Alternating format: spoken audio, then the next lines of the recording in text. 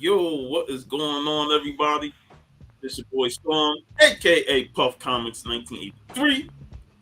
We are back for another episode of Talking Films.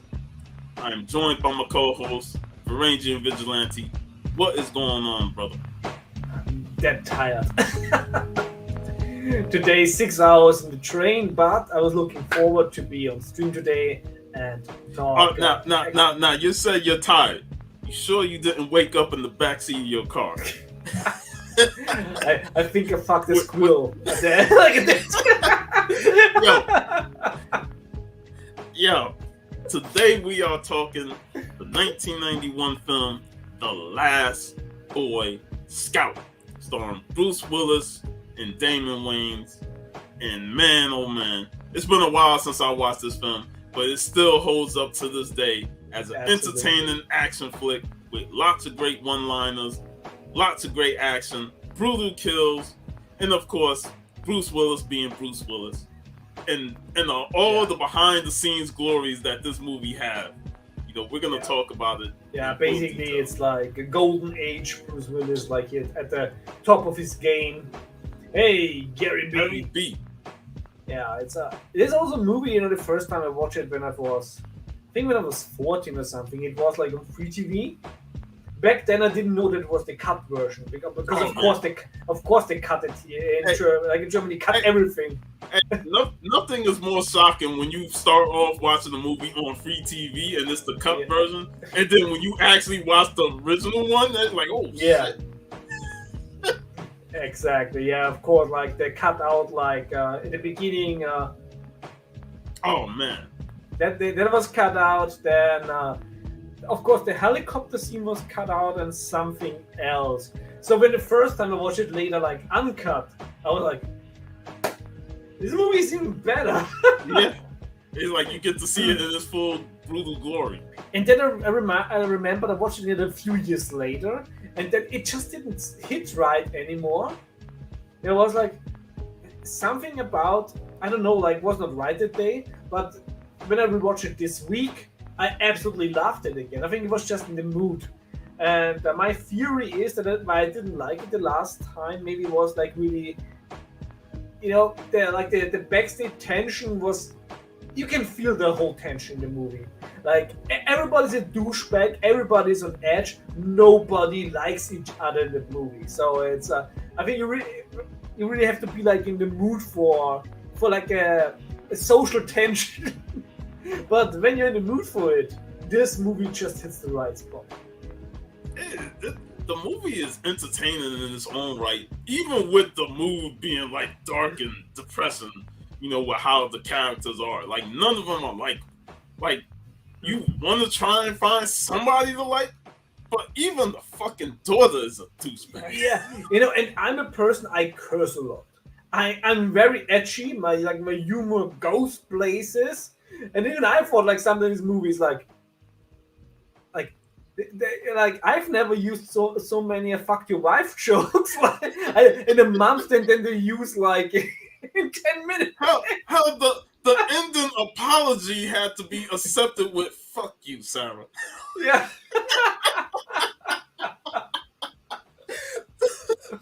that was the only way to bring them back together. I was like, God, this movie is. But also, like, the other thing about these movies when you watch it is like, well, everybody deserves each other. Like, but then you remember, like, this is a Shane Black written film, and his script was even crazier, longer, had a lot more F words and all that stuff. It was like some snuff topics, like in the original script went places. Actually, and also like Tony Scott wanted to be more like the script and hated the producer Joel Silver so much that when you watch True Romance, that I think Len Donovan character is actually based on Joel Silver. The one thing about True Romance is there's characters that we like in that film. This movie, none of them are. And it's like everybody on set, from Bruce to Damon Wayans to Joe Silver, Tony Scott, Shane Black. It's like everybody hated working with each other, and it just created this dark tension that just vibes through the whole movie. But it works for some outlandish reason. It just works. I think only the daughter liked it. Like the girl liked it. Like she said, I think she said that she has like fond memories. Maybe she was the only one that were nice too. She liked it because she was able to curse up a storm as a young girl, just like that boy in RoboCop 2. That kid was cursing up a storm. It's like you give kids lines like that, they were like, "Oh man, we get to curse, yeah." There was even a moment where I wondered, like, is somebody dubbing over it? Yeah, but like I said, it's some reason it works, and we've heard there's movies out there where the actors just didn't get along, but yet they still do their job and put out a performance that you like. No, they still pretty entertaining. Bruce Willis in this film is pretty much a beat up John McClane. Like literally, it's like what happened at the end of Die Hard 2. The marriage just went downhill. Yeah, and he became a bum detective, private investigator. Got some other chick and messed that whole thing up. It's like, my God, man, he just seems like a low down John McClane in this film. Yeah, Joe Hallenbeck is John McClane in his worst timeline. Worse. In the darkest of timelines. He was only missing the beard. Oh man. And his character is just he has this I don't give a fuck mentality. Like he fears nothing, he don't feel no pain. It's like he's at the bottom of life. He's nothing to lose anymore. Like he's giving like a fuck. And this is also, how he hey Chase. This is also how he talks like with all the villains in this movie. Like he gives a fuck. Like he's like, well, shoot me, but I'll probably shoot you first. He like, am I supposed to tremble in fear? And Milo's like, I suppose so. And he's like, well, I'll do that later. Even the Milo character is such a great psycho villain, like a maniac. He reminds me a little bit about probably if this movie would have been shot like 20, 30 years earlier, Klaus Kinski would have probably played that character. That's who I was just thinking about. I was just thinking that this dude has a Klaus Kinski like vibe to him. Totally, totally Kinski vibes, and he does it so well. And this is like really character. And I think this is the great part about him. Since the protagonists are already so unlikable douchebags, it must have been really tough to be like in a set of really bad characters. Not bad in terms of badly written. No, the characters are very well written. They're just bad people. Yeah, but to shine out within this group of bad people as the worst of the worst. Like, that's you should get an Oscar for that. Like, the main boss was Marcone. He was like the main boss, but the henchman felt like the overall villain. Like he was the main baddie. Because the boss is like, it's like a typical corporate guy. He's in it for the money. If you don't have to kill somebody, it's fine. If it would for him, he just want to have it like going smoothly. But Milo, man. But Milo, he's like that person that takes a little bit too much pride and joy in his job. Yeah, last Boy Scout. But the movie just holds up, for even with the flaws of the backstage stuff, and you can see certain plots, jumping all over the place. Yeah, it's still an entertaining film. Yeah, but for two guys who hated each other, I thought Damon Wayans and Bruce Willis played off each other very well. Actually, yeah, it's the tension between the two. It did a lot for the movie because basically they was like stuck together, and they had this sort of honor, like I don't really like you, but we have to get along because I like the others even less. Exactly. What happened in real life played out on the screen. because the two characters did not like each other, but they had no choice. I think I was quote. It's like you really want to torture me? Put on some rap music. And then he asked him about how much those leather pants cost. Like $650. Does it come with a TV? Hey, I can't even pay that type of money for those damn leather pants. It's actually like these leather pants could have their own segment on the comic code crew. Pussy out your damn mind. Oh man, but yeah, this movie's it holds up very well, highly entertaining. The plot has more to deal with like gambling and blackmailing, because that's one of the characters in the film at the beginning, Halle Berry, the girlfriend of Damon Wayans, Jimmy Dix, who's a disgraced former quarterback. Man, she got caught up in some scheme and they were out to get her. Yeah, I think that's the second big massacre that Halle Berry had to endure after Catwoman. At least they had the mercy, to finish off fast. This is early in Holly's career too. Yeah, when we were like, "Yo, Holly fine" and stuff, like Jungle Fever and Boomerang, and then she got wiped out. I also remember watching it the first time as a horny teenager, slightly less horny than I'm today. I was like, I would love to see more of her. Like, what the fuck? Stop killing off the hot chicks in movies. But yeah, like she for her small little role, it was pretty cool. And I had the joke of with what she's going through today with losing that settlement and giving up half. I'm like, that's exactly what they took in this movie from her. Yeah. Luckily, she's still here in real life. Yeah. And you talk about opening up a movie with a dark and gritty way. That opening is, first of all, you have I think that there's what was the say? I forgot the name of the singer with the football song in the beginning, like the intro. Oh, Friday Night Football. Yeah, Friday Night Football. To have it I absolutely love the contrast of having this song celebrating football and then going right on dark into the world of gambling and threatening players and talking about absolutely losing it and going out with a bang.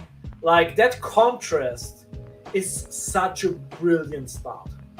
Man, the song is definitely an apron from the Monday Night Football team. Are you ready for some football? So they really parodied that song and they did a great job with it, because it's like you get excited, especially with football season being back, in America, for us. And I know Jamal's ready for the Steelers to do their thing. I'm hoping my Giants don't lose to them sorry ass Cowboys. I hate that team. But this movie really got off to a great depressing start. And the fact that one of the people in it was Billy fucking Blanks, who ain't no pushover of an action star. Yeah. I was like, man, for him to take this small role and to just nuke himself, it's kind of ironic, because he could have been a great henchman in this film. Yeah, I mean, it's like the same thing I was thinking on a movie we're going to talk in the future with Terry Funk and the Time Stalkers. I was like, he's just having one sentence. It's always you wonder what did happen that person got that role. Yeah, you think about it, because he's been in action movies prior to this. I mean, he was in the same Kenneth. year. He was in what up, Kenneth? He was in the movie with Jean-Claude Van Damme, Lionheart. That's right. He's an African legionnaire. Okay, Lionheart we also have to talk in the future. I love that movie. Yeah. So I can imagine him kicking ass. He could have been a threat in this film. But he played the role of Cole, the football star. And yeah, the movie really sets the tone. And actually, go ahead.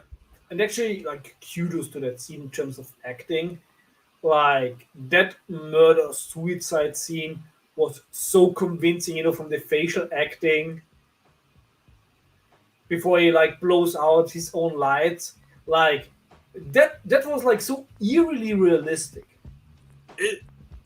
I remember being younger, seeing that scene, and it really like stuck with me. Yeah, more than anything else in the movie, that stuck with me because of the capacity that somebody was willing to do that.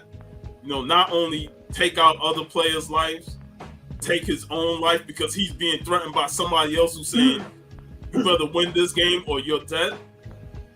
He's like, man, even if I win, they're gonna keep me trapped in this whole cycle. Yeah. So I'm like, what do I gotta lose? Just take my own life. Like, I think it's impossible to watch this movie and not being picked up by that scene. Like, you immediately, there's like instant immersion, and might even be one of the like best starts in the movie. Yeah, best. Of course, later on the movie has, I think also, like I said, like some plot points are like not followed through. Then, the editing is a bit chunky, of course, because that film had some adventures in the editing room. Man. But the beginning is perfect. Yeah, the way it opens up was a great way to open it up. Yeah. And then we followed that with what's his name in the back in his car. Yeah, like in the car sleeping. Have some kids, putting at that squeal on him. And then they tried to steal his watch, and then he instantly wakes up. Hey, like typical Bruce Willis way to start the film. It's also like in that time. I think, of course, he also had the benefit of already having played John McClane. So I think that the character didn't need a lot of backstory because Bruce Willis fucked up cop.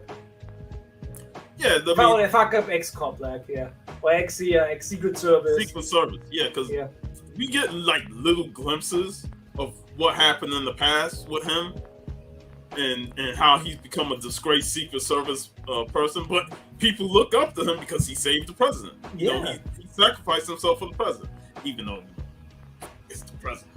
Yeah, it's like it's so funny to watch older movies when saving a president's life was still a heroic act. Nowadays it'd be like, do I really want to step in front of that bullet? Yeah.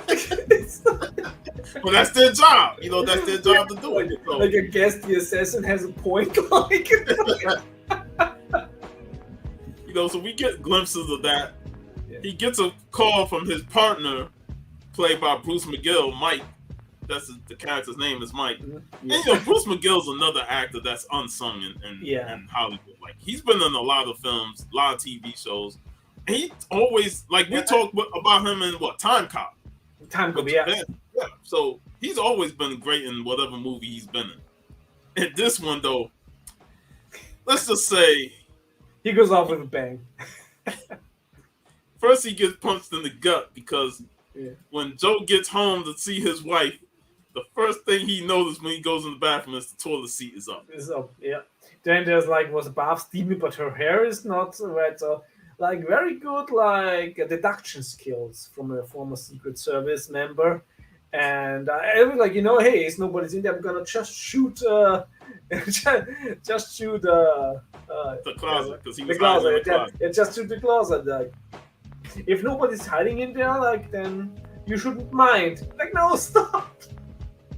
Just tell the truth, Tell the truth. And he comes out, he she was all lonely because Joe was away, so she got with Mike.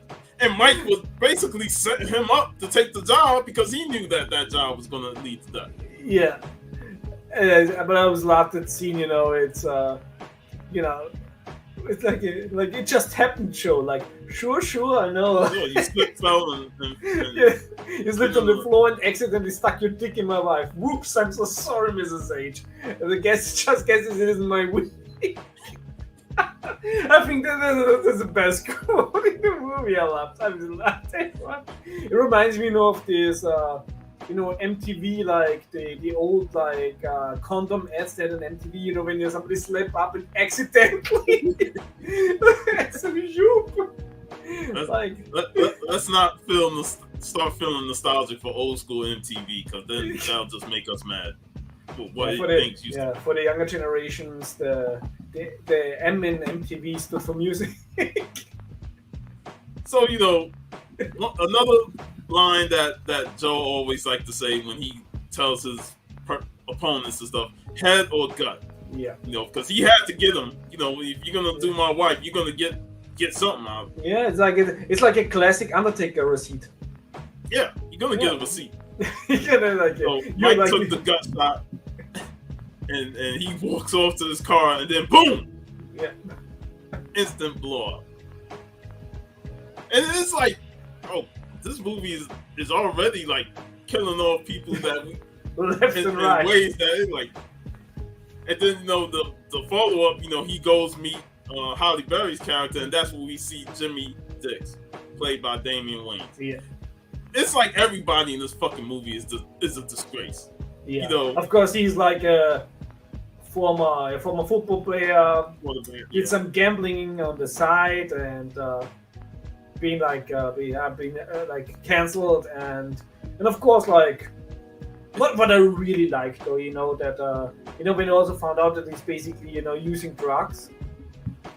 I really laughed, you know, when he went like really emotional and said, you know, it starts with the fucking painkillers, and actually I wonder, was this like one of the earliest depictions in the movie, like, of this cycle that is not only in football, but we have it in wrestling, you have it like in so many other sports. Every sport, like, you know, it's like you have to perform, and everybody takes painkillers, gets addicted to painkillers, they don't do it anymore, getting tougher stuff.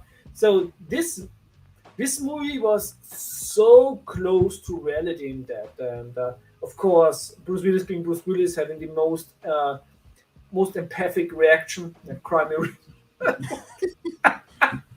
Yeah, it's like there's something there with these characters. Like there's things to be explored and to learn about them and why they are who they are. And I do like that scene where Jimmy is giving the soliloquy of what happened to his wife and soon to be born son who died in a truck accident. Yeah. And you know, you start to feel sympathy for him because you understand why he's coping with the drugs. Yeah, I think there's two things I think that were a little bit underdeveloped, underexplored. Actually, I really think they should have woven in his backstory more with the plot. Yeah. And Go ahead. Yeah, and the other thing is that, you know, when his daughter told Jimmy that actually her dad was his biggest fan. Yeah. You know, it's like they throw these little things in there to try and get you to connect with him and say, yeah, he loved Jimmy as a quarterback until he disgraced himself. Yeah. And he stopped watching football. Yeah. But like the whole thing is not like, this is the thing you don't feel with their interaction throughout the whole movie. But the problem I have with that is, you know, Joe is a disgraced Secret Service and he's pretty much a piece of shit himself. Yeah, and I think it would have been really better, you know, if through that there would have been some self-reflection, and in the third act suddenly, you know, they're starting both to develop like a genuine like sympathy. Yeah. So these are the 2 points where I think the movie could have been even better. You know, and then, you know, you get into Joe and his daughter. And, you know, when you're already at odds with the wife, the daughter's going to continue that tradition of being at odds with you. And their banter is like, man, they hate each other so much. But, you know, the father-daughter, you know, like, even though they still got love for each other, they can't express it because of the vitriol that's going on within the family. Let's just say also, like, this movie is also not the best advertisement for gun safety. Because I'm pretty sure that poor kid grew up with a lot of guns laying just around for the picking. That's what you call improper care of your weapons around your children. Yeah. The fact that she was able to just get it and bring it out is like, what the fuck? but she was very fast, on her feet, like with the trick, with the puppet and the gun inside. Hey, I say that them villains were dumbasses. They were dumbasses for that shit. I'll be like, man, why are y'all even bothering laughing at this? just like the brother who the pimp, who was about ready to take him out to kill him. You're like, you want to hear your fat wife jokes? And you're like, well, tell me the fat wife jokes. And I'm like, come on, bro, you got one job. You get it. You have a tough job. You gotta kill somebody, and then hey, adding a little bit of comedy to it. Like, hey, why not? Turns out it was not the wisest decision. He could have killed him and then went straight to the comedy club for his comedy. Yeah. But the villains in this film, like the main villains are great, but some of them henchmen was like, come on, bro. Yeah, they're like. It's a little bit like in Skyrim, when you sneak around and shoot one guard, and the next guard is like, "Oh, must have been a wind." Like,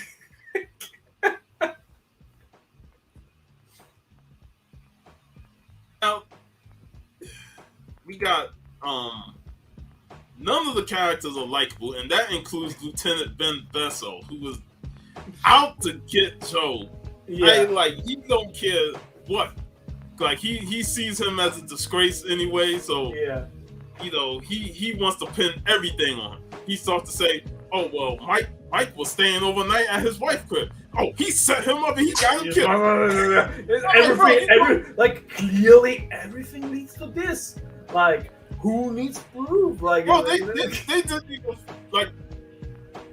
even follow up on when Milo set up Joe that killed the cop. When the cop approached them. Yeah.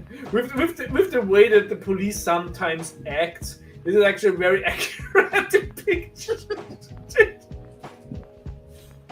And another thing is, it's funny how we talked about a couple weeks ago when Yaphet Kotto's Harvard Blue came up and halfway in the movie. It's the same thing with this film. Like, the villains show up at the midpoint of the movie. Yeah. And when Milo first appeared on the scene, you instantly gravitate to him. You're like, yeah, he's definitely a baddie, and he always has some good lines to go with it. So, yeah, I think even that. I don't know. Because first I was thinking it would have been interesting in the beginning of the movie if we would have seen maybe Milo being there to take him out, before he shoots himself, and then he shoots himself. With the voice. Yeah, and it's just like. But I think the beginning scene is so perfect.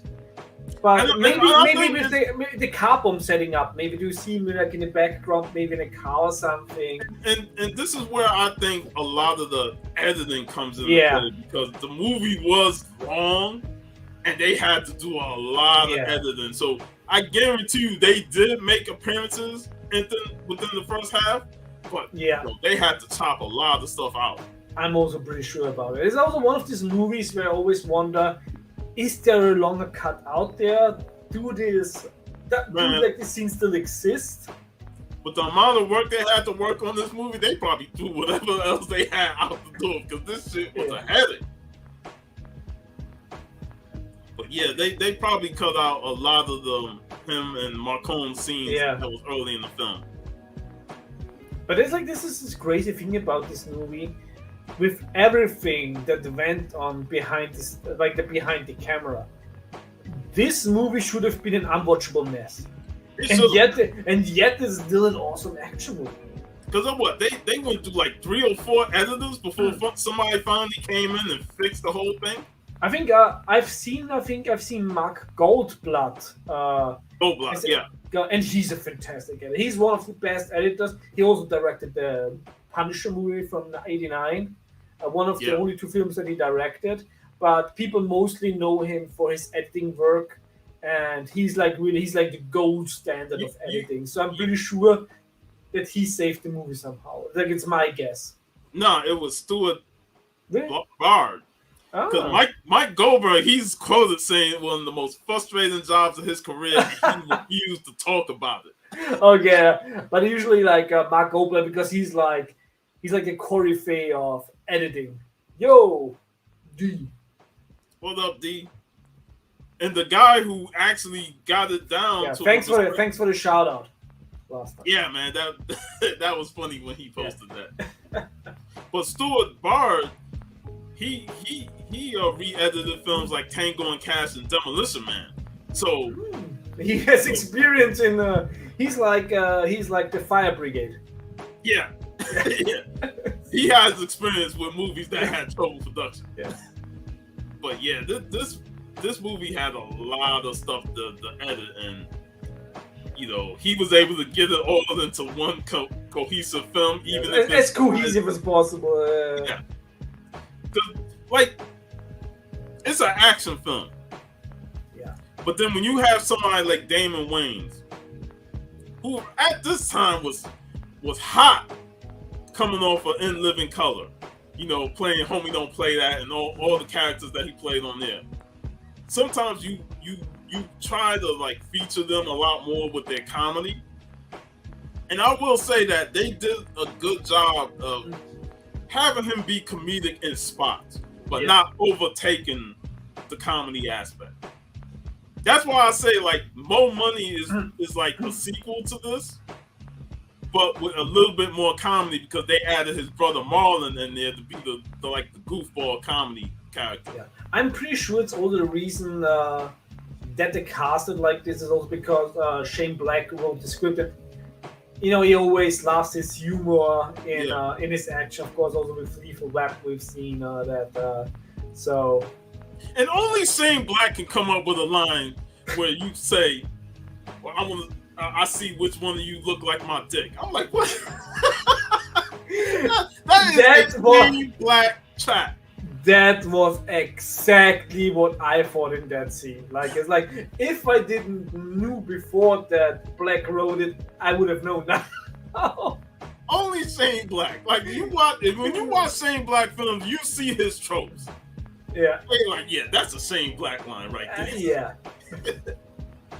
Yeah, it was written by him when he come up with something like that. He can write some really, really dialogue, and then he can write that. Cause like, who says that shit? Like, really? Yeah, like, what normal person is like I said, like I curse a lot. I'm like very offensive, but like I don't think it was that. Only from the mind of Shane Black. Yeah. But yeah, they didn't want to like highlight Damon's comedy in it. Because they had somebody like Bruce Willis, who is already cranky as he is, with his ego and coming off of Die Hard movies. Like, he's the biggest star out of everybody in the film.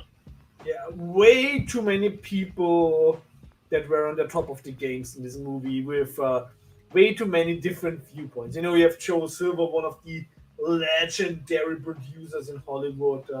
You have Tony Scott, one of the best action directors, and even Tony Scott is like a legend, like rest in peace. And of course, Bruce Willis being like the new action star of Die Hard. Like I say, then you have like Wayans, who is like also like very hot at this moment, and then also Shane Black, who came from Lethal Weapon fame. Like you have like all these successful people, everybody putting like their dick on the table and arguing like who is the longest. It's crazy. Yeah. And yet they still was able to put out a entertaining action film. Yeah. And like, what was the scene? The chase in the car. That straight out of Die Hard. Like, I swear, I felt like I was watching the chase scene from Die Hard 3. It goes in hard, across the bridge on the highway. I was like, that's straight out of there. Yeah.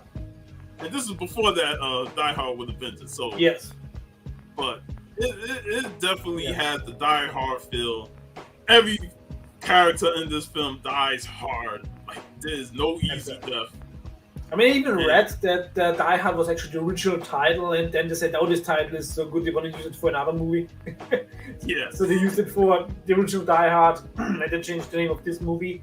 I think the name is perfect, like Last Boy Scout. Yeah. they mentioned, I'm a last Boy Scout. Yes, that was really. That was very well introduced. That plot. This was one of the plot points that were introduced. So, but like I said, it's a really fantastic action movie. It could have been a better drama movie. Yeah. If it would have nailed the drama plot as much as it would have nailed the action, I think this movie would have been way legendary, more legendary, like way more out there.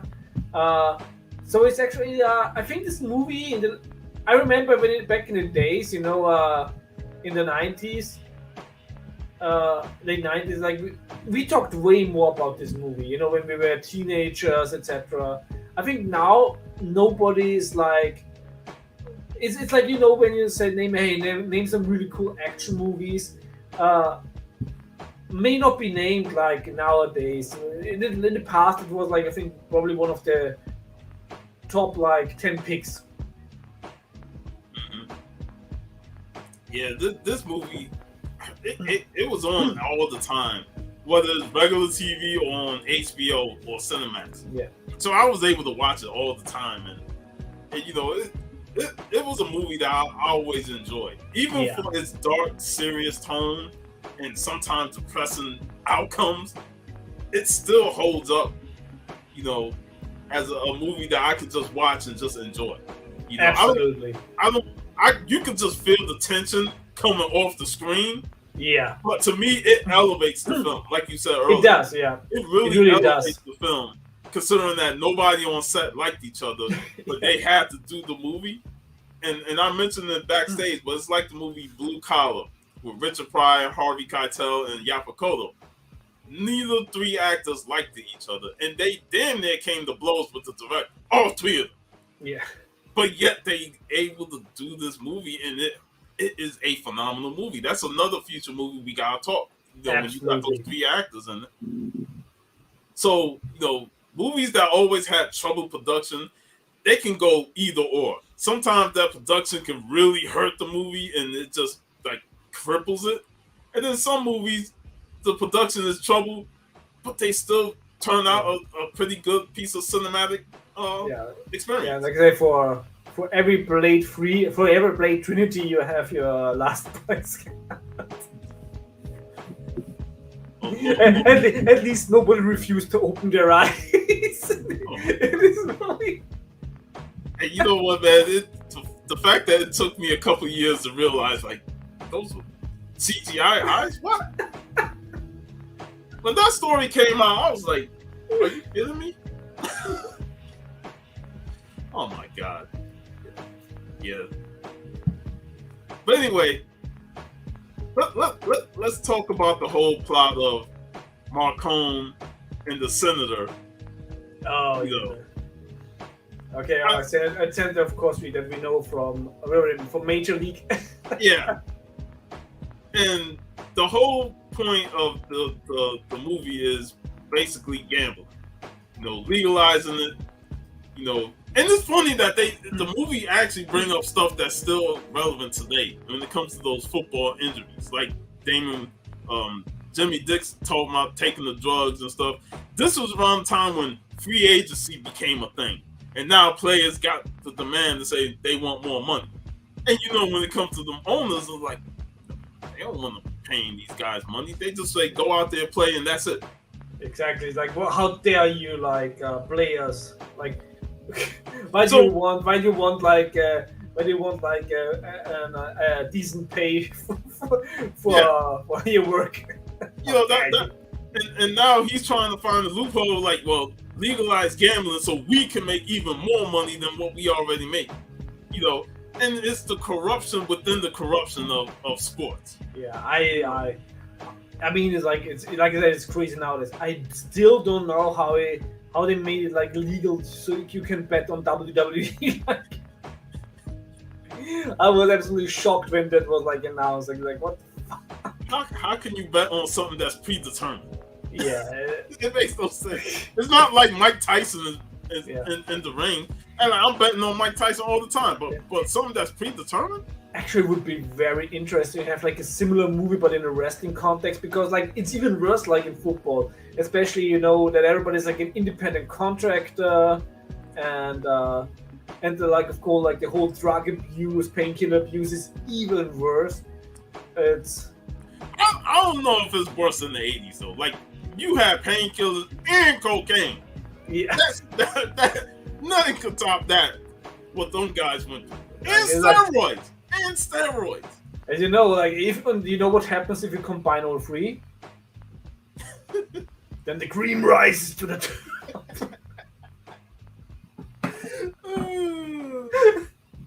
Oh man, Macho Man's a legend. But yeah, this is like nothing could top the 80s when it came to those drugs, man. Like, back like nowadays it's a lot more controlled, but then it was wild. Yeah, that's of course why Hulk Hogan always said you need to take your vitamins and your prayers, because after those vitamins you needed the prayers. Those vitamins was laced with cocaine and steroids, bro. And like, for those you needed those prayers, like. But yeah, back in those days, like even football players, they fell under the cocaine habits, and again, with Jimmy Dick's character, with his story being the drugs and the gambling, and gambling being a part of the plot, they really had opportunities to explore more. Like, yes, absolutely. The politician side, he was gonna do the deal, but he wanted more money. It just shows that even he saw the money involved in it. Yeah. What I also laughed, what was like sadly, and also a little bit underdeveloped, but what hit really hard was when Joe and Dix were like laid in the bureau of McCone. Oh. And when he said, he has the tape, and when something happens to him, guess what? You're gonna send it to the cops. No, I'm gonna send it to the mob. Yeah. And how like his face changed is like. I'm sure they're very interested in how much money you make on the gambling. Like, that one was such a fucking killer line. But I think that should also have been set up, with the mob. Yeah, because if you're gonna bring the mob involved, yeah. They could have had a background presence in the film. Yeah. But if you fast forward the tape, it's gonna eat it. Yeah. I didn't know you was gonna have a piece of shit car that. Yeah. So it's funny that they brought the tape up later in the film when the tape was already eaten. Yeah. They were just bluffing. Like $650 leather pants, but a shitty tape recorder, shitty tape player. But that scene was pretty awesome with McCone and the henchman, the daughter being caught, and how they were like trying to bluff their way out of it. Yeah. And then he's like, oh, I got the keys to where the briefcase is at. And then he tosses it in the fire, and like those type of keys that shred. And he's like, oh, it just blew up, and that's where they got the advantage to take over and kill some bad guys. That scene was really important. I think that's one of the strongest scenes in the movie. Like in general, like the beginning and the third act are really well done. Like, of course, the stuff in the middle is also awesome action-wise, but it's like very messy. Yeah, very messy. But like the ending is top notch. And I like when Joe got captured by Milo and them, and the guy just kept trying to torture him, and he said, "You hit me, I'm gonna kill you." Yeah. And he killed him in the most brutal fashion. Yeah. Pushed his nose right up into his brain. Yeah. That was like. I remember that back then this was, I think, even it was before we had like before internet was very common here. That was like I still was thinking in high school, and after that I researched if you can kill somebody if you like hit their nose. Like, oh, you can really do that.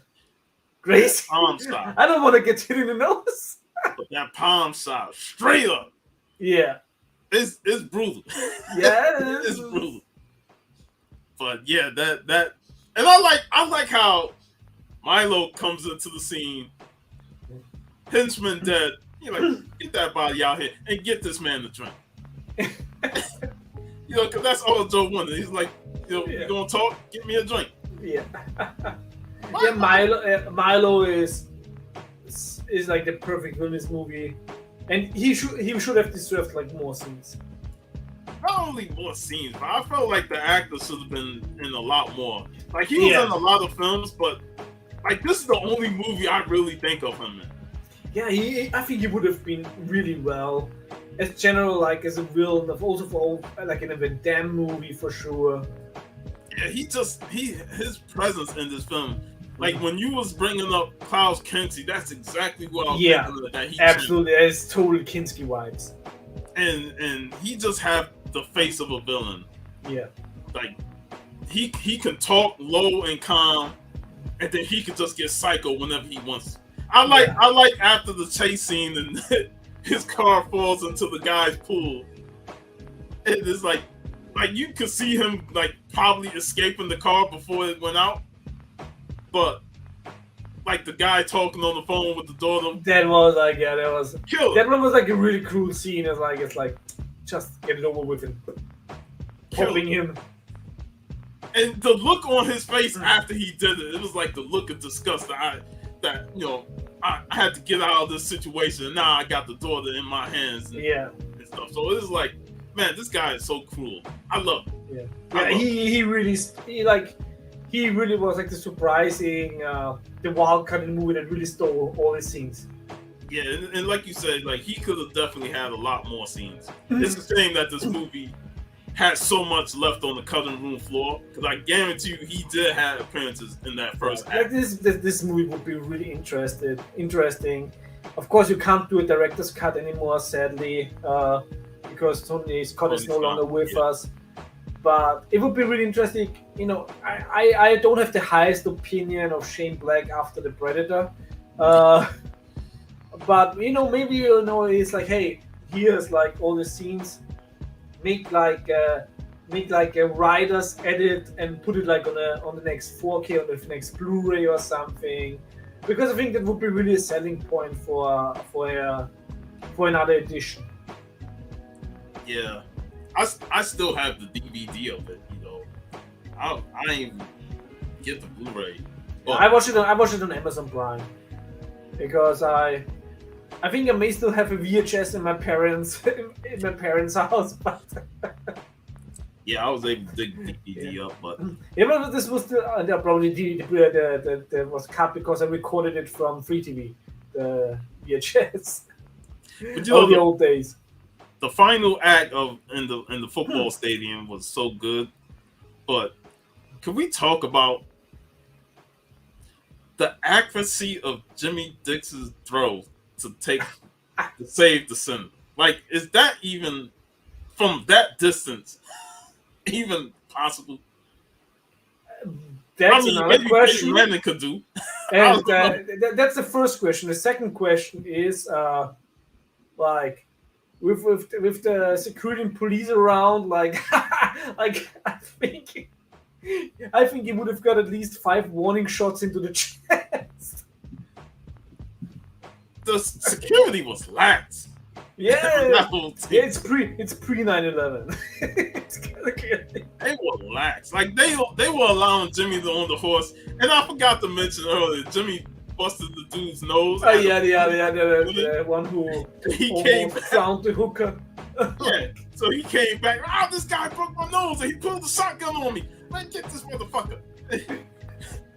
So Jimmy jumped on the horse, ride the horse, got the football from one of the players, and then threw it at the senator when Milo was about to take the shot. And then Milo, for whatever reason, just start automatically shooting at everybody. Yeah. But I really think like how everybody behaved and how the police behaved in this movie, it was like really a miracle that Joe and Dix didn't get shot. But yet the police in the helicopter was getting shot at, falling out left and right.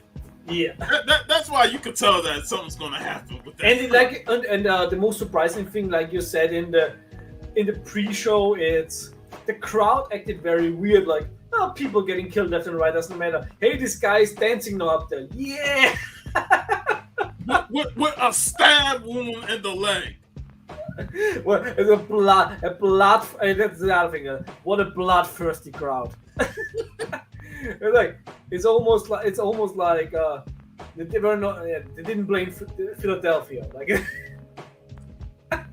because that was like an easy W.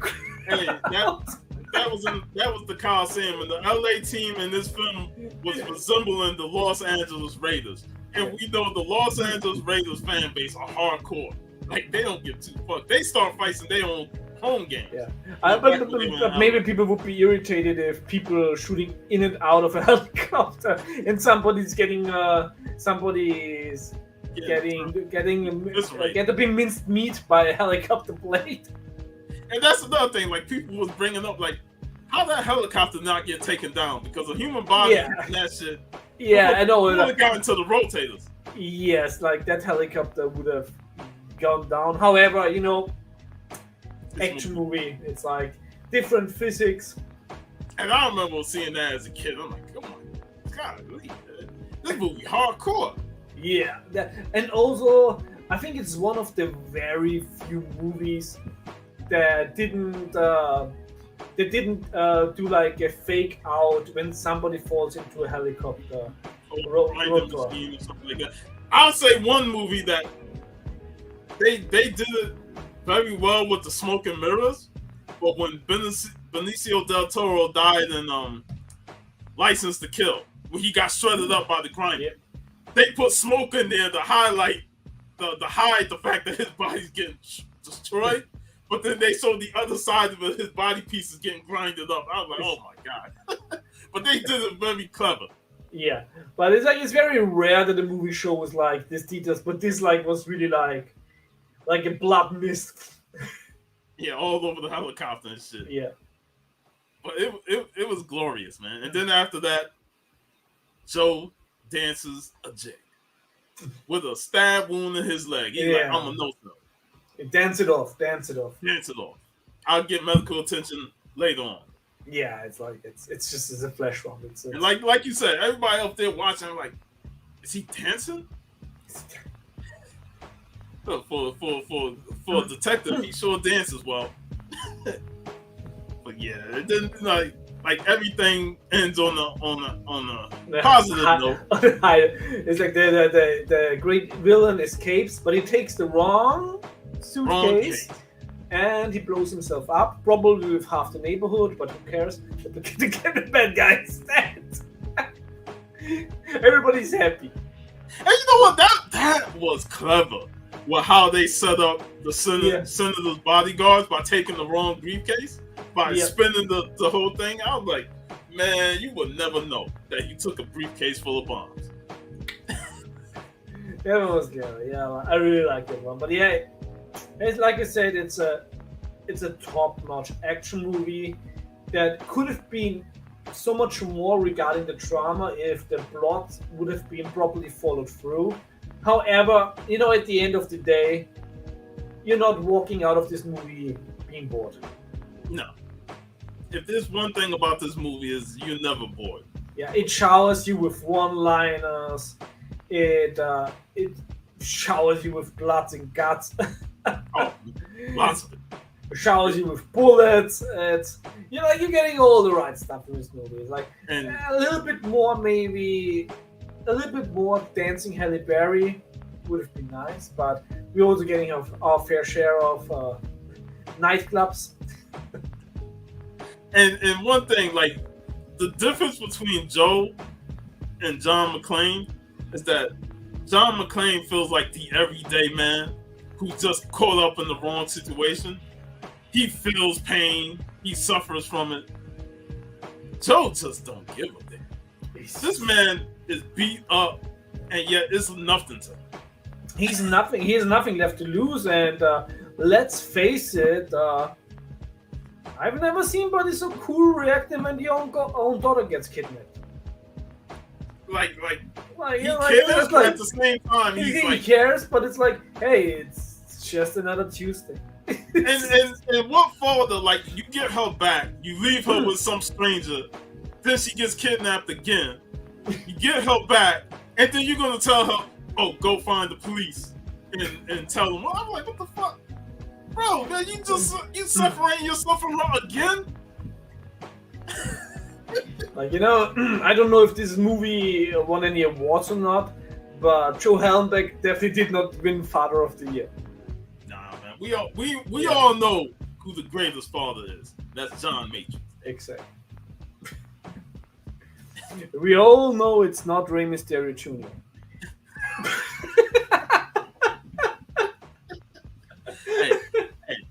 hey, that child was definitely Eddie's child. Yeah.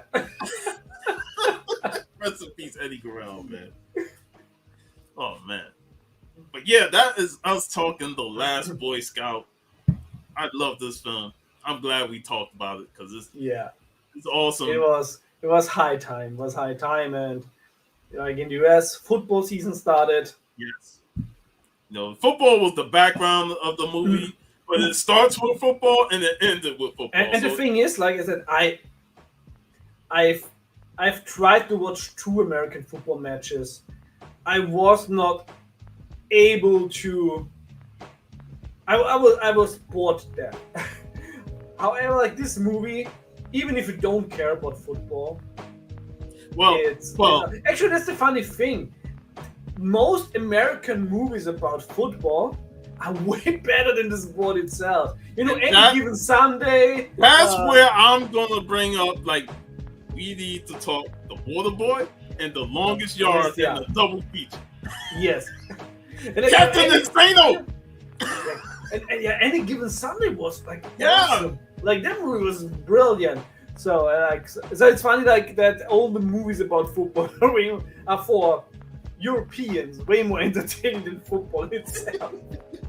Like I said, football is great when you're watching like the highlights and all the big hits and stuff. But for a European like you and sitting through that.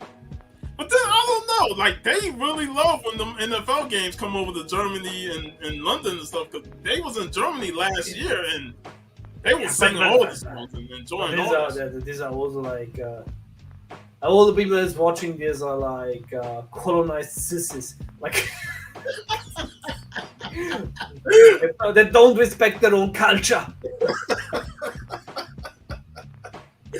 That's why I love you, man. Says the guy who reads American comic books. I read them in spite. That's why I love you, man. But it's also like I'm pretty sure that most Americans, when they watch like European football, that think it's just a bunch of sissies that fall to the floor and crying once they're touched. Which is true. That is why you don't watch professional football, because they're also a bunch of sissies. That's why you watch that's why you play yourself football, where you really get hurt. The like fact I that, did, like I fucked up my knees. Hey, I will admit that is rough. Doing all that running and kicking the ball and all, like there are some spectacular stuff in football in terms of the. I don't want to say soccer because it feels disrespectful, even though we call it soccer. Yeah.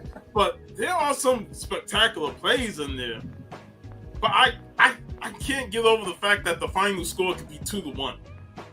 That's like even if there's some spectacular plays, I need some more points on the board. Like, I mostly played like indoor and like on a small field, like where you play like 6 versus 6. So I didn't play like professionally. I just played like amateurs, like hobby wise. And then of course when you play 6 versus 6, like with on a small field, then we played sometimes and like was like 30-21 or something. But what's the other thing is? The most cruelest thing about playing like hobby football is it doesn't matter how far you lead. At the end of the day, somebody shouts, "Last goal wins," and it's on. Yeah, that to me, the last couple of minutes of a soccer game is where I like to watch, because I want to see the excitement, the tension of who's going to get this last goal. Yeah, and there's something satisfying about trying to see one person kick through a goalie to get that ball, and the goal is huge, but sometimes they It's can just make some great blocks. It's crazy, when you play and there's all it's I was mostly playing like offensive, and it's so funny, the goal is big. And the closer you get, the smaller it gets for you, like as a striker, because it's like the goalkeeper gets bigger, and the goalkeeper gets smaller, and it's like, And the tension of making that kick. Yeah. What I always hated most was shooting a penalty, because when you're a goalkeeper, you can only win. When you're like shooting the penalty, like everybody expects you to hit it, but you can only lose. Like you either like do your job or you're fucked. Yeah, that's why there's a lot of tension when it comes to dealing with that, because it's like, damn you do, damn you don't. But it's crazy, man. Yeah. Now, these last like 2 days has been weird for me, because I went to my comic shop yesterday. I wanted to buy my comics because I want to read the new issue of Fire and Ice, because we're going to talk about it this coming Sunday. Man, they had to sign up on the door. Cash only. The card machine is down. I was like, fuck. So I go to the bank today to pull out some cash. The fucking bank says, we have no cash. What? Now, mind you, this is the 4th time within the last month and a half. Thank you, Joe Biden.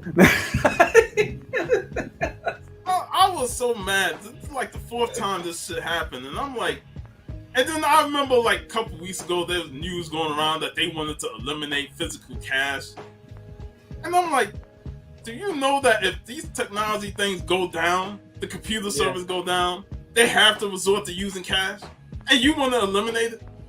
But I only would have to cross 2 borders, and I could go to Ukraine, and there's a lot of your money there.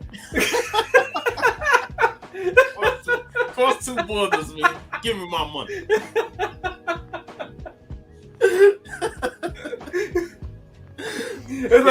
My money is two borders across. Yeah, I think it's like, hey, I have to get some of the U.S. cash back, because like my brother in the U.S. and he's comic books.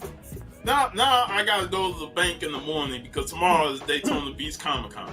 Surprise, another Comic Con in Florida. But I'll be hanging with Steve and Brian and meeting some other people there. But I gotta go to the bank tomorrow and pull out the money. Then after the show, I gotta go buy my comics, because I need that Fire and Ice. I need that new issue of Conan. I'm really looking forward to reading those books. So, yeah, there's gonna be a Comic Call crew tomorrow. Hey, thanks for joining, Gary. I'm Gary. There's gonna be a Comic Call crew episode tomorrow. The topic is, when is a key or not? So when a YouTuber is popular enough says it. And I'm guessing this is definitely stemming off of our conversation where we talked about whole Taylor Swift Dazzler thing, like that thing, that bullshit. Exactly. It's people are throwing around the word key as it means something, like in a general state. It's just like that word lost its meaning within the last 3 years, and I mostly blame some YouTubers and the Key Collector app for it, that invented like a lot of keys just to have new content. Yeah, and of course, hey, they're having enough sheep who are following them, so they would be stupid if they wouldn't do it, because that's how they're getting like their ad revenue and their sponsorship. So like, I don't really blame them, because hey, they would be like, if they wouldn't do it, somebody else would do it. Yeah, everybody's got to find a way to make money. Yeah, but it's But I really think that because there's like a different difference, like in like what truly is like a key, and the whole thing, you know, with cameos and first appearance and ads. Like this goes too far. Like I think a first appearance is a key. That's it. And that's it. And of course, it's like and what a key, but it doesn't say. I think that the term key doesn't say anything about worth. Like I have first appearance here of characters that I love that you can get for a few cents. Yeah. To me, it's about what the character means to you. You exactly. know? And then the comic can have a worth, even though it's not a key. But it doesn't make it a key just because it's worth something. Like, what was it, Savage Tales? The first Savage Tales? Yeah. I want that for the cover in the Conan story. But it's Man-Thing's first appearance, and I'm like, fuck, that book is... Man, like I'm so happy I bought that one when it was affordable. I'm so sad that I did. But you know that's the thing. Like certain keys you don't want for the reason of that key. You want it for the other reason. And the crazy thing is, especially with Man-Thing, it's like it's the first Man-Thing tale is not even really the Man-Thing that. It's vastly different from the character that became, I wouldn't say became popular, but the character that we mostly know of. Because actually, I mean, I love the Man-Thing comics. They're very interesting, especially since you also have like the sword and sorcery and a lot of occult stuff in there. Yeah. So the Adventures into, I think it was Adventures into Fear. Yeah, Adventures into Fear. That run was brilliant. And then, of course, you're buying Adventures into Fear, and it's like, hey, it's also the first appearance of Howard the Duck. Which I was also very lucky to get for, I bought it for 50 euros. So. Yeah, it's crazy, but that's going to be our main topic for tomorrow. It's going to be, I'm really interested because I really think this is like a topic where you can have a lot of valid opinions. Yeah. And it's there are times we talked about this whole thing, but now we're gonna dive into it, you know, head on. And I will say Matt won't be on because he's in Brazil enjoying his vacation. So there's worse places. I mean, in terms of the crime rate, there's a lot better places in Brazil. But in terms of the beaches, there's not a lot of better places in Brazil. That's where he's at, the beaches. Yeah. And is Matt married? No, I don't think so. Then he will have a lot of fun in Brazil. Because those chicks, they're awesome. And then once again, I'm gonna plug Cantonese Comic Kid. We'll be talking Fire and Ice issue 2. You know, I know you had your thing with first issue, so I still don't want to post about it because I really want to wait for the second issue because there's not enough meat on that bone in the first issue for me to have like a really value opinion I can give about it. Because so far it's like it's here and there, you know, there's fantastic art. I still wish the art would be a little bit more in the style of the animated movie. But the art is fantastic by itself. But it's like I didn't felt properly picked up. Yeah. By it. And I think it's probably like a story that makes more sense when you read it like in one go through. But I know what book you're looking forward to is that second issue of Conan. I do, and I hope that this next week I'm finally getting like the receipt so I can pay my monthly comic book. But already is like, how many covers did I buy this time? Let's see. What do I got here? Yeah. Of course, cover A I have on my pull. Cover B, D, E, and F. Nice. Of course, like I said, I'll try and pick up my books tomorrow if I can. Yeah, but I have to pick them up. Yeah, but I was so happy that I already did my pre-orders for November, and I'm so happy that the Red Sonja covers are so shitty, so I only had to get cover A. See, that's the thing with Dynamite. Sometimes they can't stick the landing on all those covers, so I just try and get the one that I like the most. Yeah, I'm usually getting cover A because, at least in my comic book shop, when I put something on the pull list, it's for cover A automatically. And when I have something on the pull list, it's a little bit cheaper. So, and I only buy variant covers when the variant covers are really, when they're spot on. When it's like, hey, this is something I want to look at. And I saw somebody was posting a couple of issues of Queen Sonja, and it made me want to revisit that run. Yeah, I want to revisit that run. Yeah, that one. Despite I think being co-written by Lieberman, that was really entertaining. I hope, because I also have here the Omnibus Part 1 of Queen Sonja. They never did an Omnibus Part 2. Man, I hate when they do that shit, man. Give me that Volume 2. Yeah. Don't give me Volume 1 and then don't put the Volume 2 out. That's like a TV series or a cartoon ended with a Part 1 and never getting a chance to have a Part 2. However, I highly recommend Dynamite is putting out a hardcover edition of the original Marvel Red Sonja Conan story for the Red Sonja stories. So I'm pretty sure it's gonna be in the recoloring, the digital coloring, which is, in my opinion, not the best.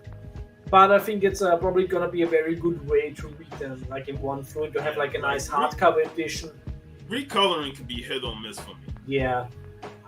Sometimes they did a good job, it's an interesting job when they recolor, or not recolored, when they colored some severed sort of Conan Red Sonja stories, which they get the rights to.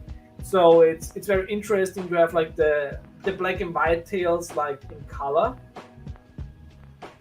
However, I always wish, when you do something like that, and I think there is the go-to is I think it's the Ultimate Edition of the Killing Joke, where you have where you have the original version and the recolored version there, because I think it's a crime when you release like a recolored version, don't have like the original version in it. I had to sell my Neil Adams Batman omnibus because he recolored it. And I loved the original colors in the run. Yeah, that was actually the reason why I didn't buy like the Swamp Thing omnibus, because I'm like, I don't want that recoloring. Like, yeah, it's like hell no. When you recolor it, you actually hurt the impact of the original art. Yeah, and it doesn't have that same feel. And especially later with the digital recoloring, a digital coloring can be great. I think somebody really,